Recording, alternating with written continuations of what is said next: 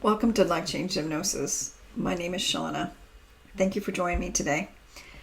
I want to talk a little bit about hypnotherapy and how hypnotherapy can be used for many things, but particularly bad habits. You know, those bad habits that linger that we try multiple times to get rid of and with just no avail. Bad habits are usually generated as a way of a coping mechanism for the body or the mind, and dealing with or processing something that happened throughout our life. And most of the time these events occur in our childhood. And when these events occur at that young age, we create a feeling associated to that memory. And sometimes when that memory is so painful or that event is so painful, we lock it away in our subconscious mind and, don't want to think about it or deal with it because it's so painful. Only to find later in life, as we grow into teenage adulthood, that in order to continue to suppress that, we create these bad habits. Bad habits can be many things, whether it's smoking, drinking, procrastination, excessive eating, fears and phobias. And we create these bad habits in order to suppress, or it's our body's way of protecting us so we don't, remember those bad experiences.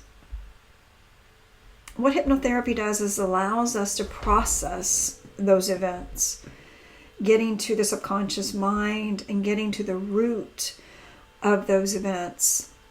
And by doing this, it allows us to rewire, reframe, change the perspective of that memory in relation to the feeling attached to that memory. And when we do that, it allows us to process that event. And when we process those events, we no longer are holding them in our subconscious mind. We are sitting with them and allowing the feeling to come through and then refocusing and changing that feeling. And when we do that, we find that these bad habits that we've taken on cease to exist. They no longer are needed. So what I wanted to have this video about was talk about the importance of processing those events. And I know, we're taught in society, just forget about it. The past is the past, let it go. But by not addressing it, it compiles. And over the years, those bad habits become not just one, but two, but three or more bad habits. And as we still don't process that information, those bad habits can sometimes turn into health issues because our body's still storing that information, storing that event. So it's important to process those events and process the emotion and change it, to eliminate it. And when we do that, our body changes, our mentality changes, the things that we had lack in self-confidence of, or we were fearful of, we are no longer fearful, and our self-confidence builds. Let me give you an example of a lady, and she's in her upper 60s, and she came to me because she had a fear of snakes. And throughout the years, that fear of snakes had grown into anxiety, even seeing them on TV as if they were in the room with her, causing anxiety.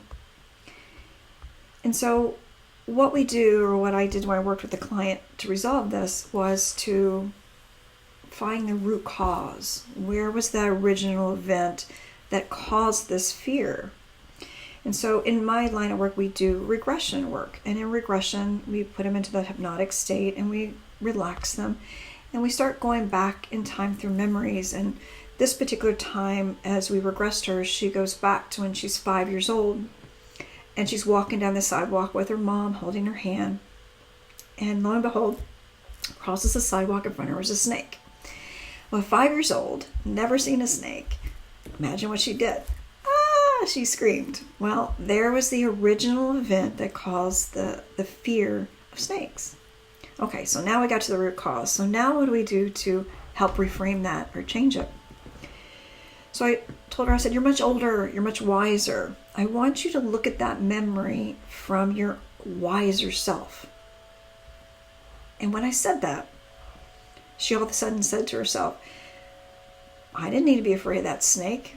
It was just crossing the sidewalk to go home to its family.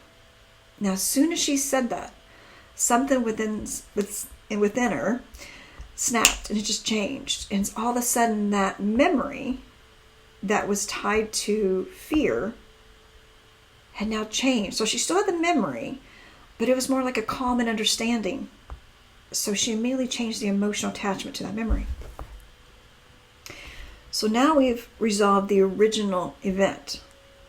But now as I start to progress her, she gets older, we're going through every time she had an occurrence with a snake. And same thing. Use your older, wiser self, relook at that from a different perspective.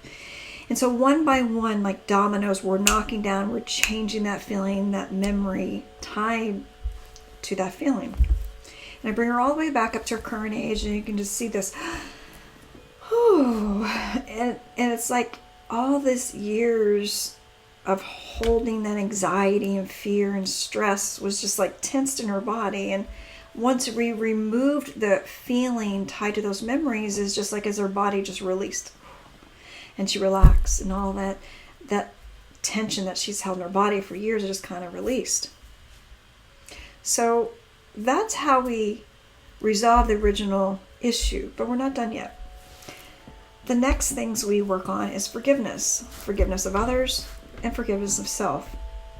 Forgiveness of others. When I told her we're going to work on forgiveness of others, she said, who am I going to forgive? The snake? And we, of course, just chuckled. But when she went back and looked at that memory again, she realized that her mom's response to her reaction of screaming at the snake. So as she screamed, her mom's response was, stop that. Well, as a 5-year-old, you expect your parent, when you see something that scares you, to comfort you and give you loving and affection. She didn't get that from her mom. And at that moment in time, she didn't realize it then that she started having resentment towards her mother. It was her mother's reaction to her response of being scared of the snake. So that resentment over the years turned to anger deep in her subconscious mind. She didn't even know. And so allowing her to realize that allowed her to give forgiveness, because when she looked at that same thing, look at that event from your older, wiser self, she realized that her mom's reaction was normal because her mom grew up in a family that they didn't show emotion. But she said to herself, she goes, I know deep down my mom loves me. And that was just her natural response. Again, saying that out loud flipped that switch again within her mind, that allowing her to release that resentment and anger that she had for her mother, therefore giving forgiveness. So then when it came forgiveness of her, as anyone who has a phobia or fear or a bad habit, we beat ourselves up and go, why can't I quit smoking? Why can't I quit drinking? Why do I keep doing this? Why can't I stop? Well, she was the same way. Why do I have this phobia of snakes? Why can't I, go to a park and see it on a movie and not be fearful of snakes? And what she did is, again, reframing it from an older perspective, more knowledge. She went through the years and said, my response to that snake at 5 years old was correct. At a 5-year-old not seeing a snake, I'm going to scream, not no. And that was a correct response. And then every time she incurred a snake, all the other memories, allowing herself to go, that was appropriate response at that moment in time. That was okay. That allowing yourself forgiveness was okay. But knowing now that she's older, that she no longer has this fear or phobia of snakes, through working through the root issue and allowing forgiveness, that she can feel good and allow forgiveness to herself fully.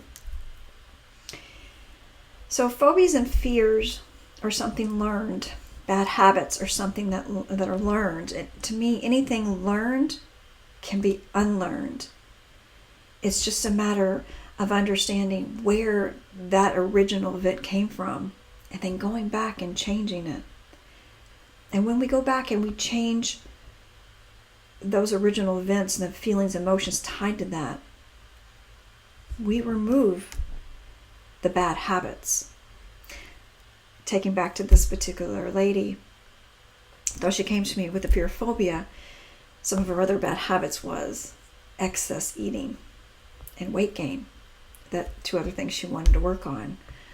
But now that she removed the phobia and fear of snakes and allowed forgiveness, she no longer had that excessive eating, and she found that her weight was coming off.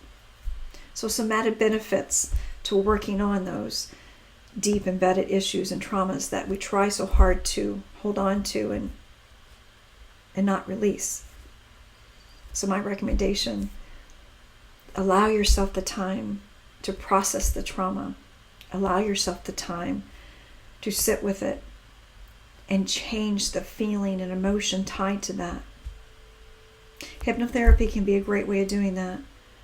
But if you don't do hypnotherapy, talk therapy is very highly beneficial, and I recommend that just as well. Thank you for joining me today. If you find this video helpful, please like, share, and subscribe. And I'll see you next time. Thank you.